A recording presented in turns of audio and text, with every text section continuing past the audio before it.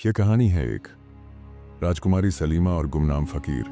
बहुत समय पहले गुलशनाबाद नाम का एक राज्य था। इस राज्य की राजकुमारी सलीमा अपने सौंदर्य और धन वैभव के कारण पूरे इलाके में मशहूर थी, परंतु वह अपने सौंदर्य के साथ साथ अपने घमंड के लिए भी जानी जाती थी। जब भी वह सवारी पर निकलती, सैकड़ों दासियां और सैनिक उसके आगे पीछे चलते। राह में आने वाला हर इंसान अपने घर का दरवाजा बंद कर लेता।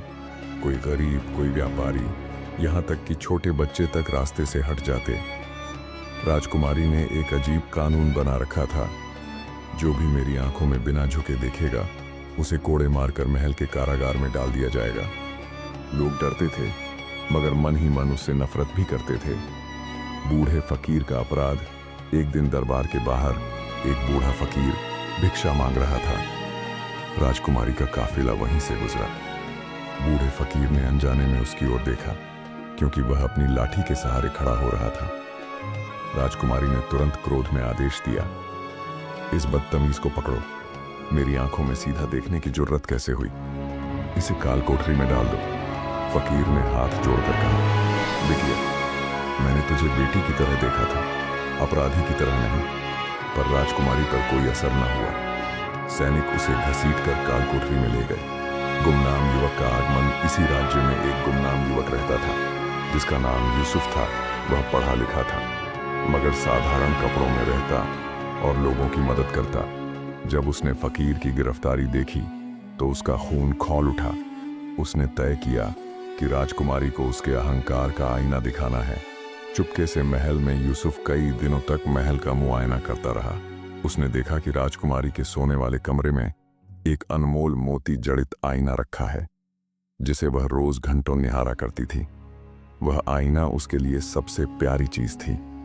एक रात यूसुफ चुपके से महल में घुसा और वह आईना उठा लाया। सुबह जब राजकुमारी ने देखा कि आईना गायब है, तो उसकी जान सूख गई। उसने पूरे राज्य में घोषणा करवाई, जो मेरा आईना वापस लाएगा, उसे मैं मनचाहा इनाम दूंगी। युवक का साहस कुछ दिनों बाद यूसुफ दरबार में आया। उसने झुककर कहा, मालकिन, आपका आईना मेरे पास है। राजकुमारी की आंखों में चमक आ गई। उसने कहा, लाओ और बोलो, क्या इनाम चाहिए? यूसुफ बोला, मैं कोई धन दौलत नहीं चाहता। मेरी शर्त है उस बूढ़े फकीर को रिहा किया जाए और उसके साथ जो अन्याय हुआ उसकी भरपाई हो। राजकुमारी गुस्से से कांप गई। तूने मेरा आईना चुराया और अब शर्तें रखता है? बादशाह ने भी क्रोध में कहा, इस अभिमानी को कारागार में डाल दो।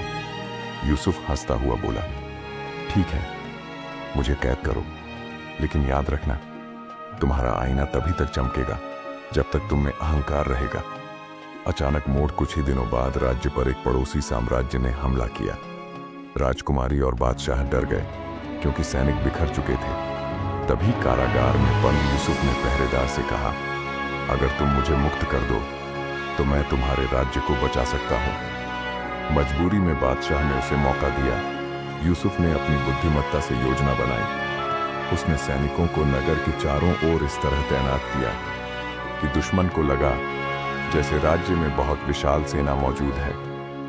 भय के कारण दुश्मन बिना लड़े ही लौट गया। परिवर्तन। इस घटना के बाद पूरे नगर में यूसुफ की प्रशंसा होने लगी।